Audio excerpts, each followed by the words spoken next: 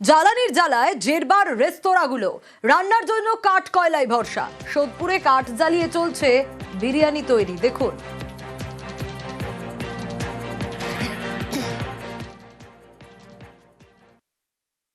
আমি কিছু মাল বাইরে থেকেও মাগাচ্ছি, মানে আমার কলকাতায় নেই, ওরা ডানকুনির দিক থেকে কিছু মাল আসছে। আর যা বিকল্প ব্যবস্থা করেছি আমরা কাঠ উনুন দিয়ে, কাঠ কয়লা দিয়ে আমরা রান্না করছি। ওরা রড দিয়ে ওটা যেমন তৈরি করতে হয় দিয়ে লোহার দিয়ে তৈরি করে টিন দিয়ে ঘুরে তা উনুন বানানো হয়েছে, তারপরে কাঠ দিয়ে তৈরি হচ্ছে।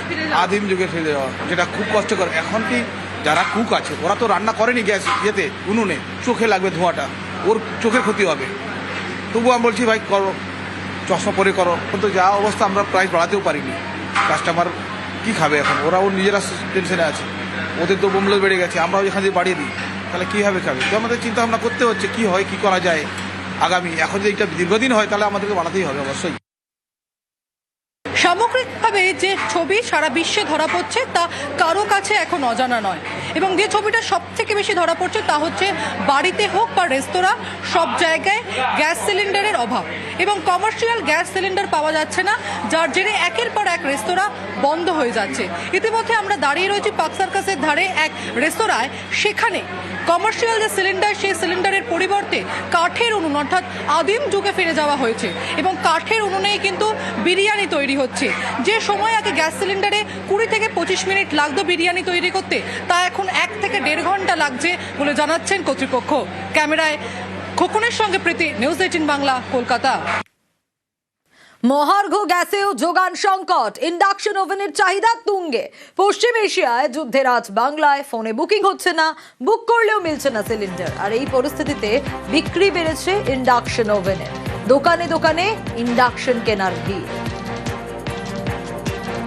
আমরা চিন্তা করতে পারছি না যে এত ডিমান্ড বেড়ে যাবে। বুকিং হওয়ার পরেও আমরা দেখছি যে আজকে বুকিং করেছি 10 দিন পরে দিচ্ছে বা দিচ্ছে না, এরকম হচ্ছে অবস্থা। হ্যাঁ, 2 দিন থেকে কাল থেকে আজ থেকে ইন্ডাকশন বিক্রি বেড়ে গেছে। আমরা তো জানতাম না যে এরকম হয়ে যাবে। 2400 টাকা যা আমাদের কিনা আসছিল, আজকে 2600 টাকা, 2400 টাকা 50 আমরা কিনে নিয়ে আসছি। এখানে মাল আছে, মতলব বাড়িয়ে দাম মাল আছে ওদের কাছে। প্রচুর ক্রাইসিস, ঘন্টা 2 ঘন্টা 4 ঘন্টা করে লাইন দিয়েও পাওয়া যাচ্ছে না। এইচপি গ্যাস বলুন, ইন্ডিয়ান গ্যাস বলুন, তাই জন্য আমি বাধ্য হয়ে এক্ষুনি একটা ইন্ডাকশন কিনে আজকে বাড়ি নিয়ে যাব। না রান্না বান্না করলে অবস্থা যা হচ্ছে, গ্যাস পাওয়া যাচ্ছে না।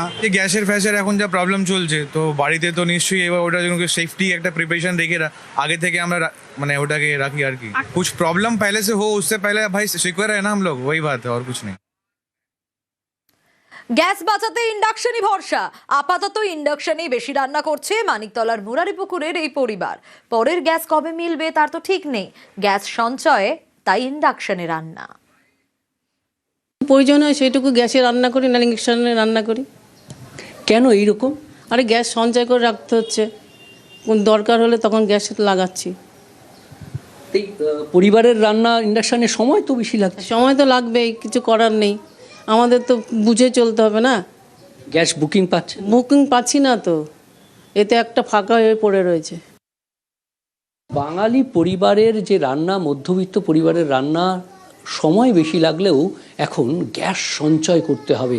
আর তাই এভাবেই গ্যাস সঞ্চয় করে রাখতে হচ্ছে গ্যাসের ওভেনে টাওয়াল চাপা, তোয়ালে চাপা, আর ব্যবহার হচ্ছে ইন্ডাকশান। মধ্যবিত্তের গ্যাস সঞ্চয় মুরারিপুকুরে। ক্যামেরায় রাজীবের সঙ্গে বিশ্বজিৎ, নিউজ 18 বাংলা।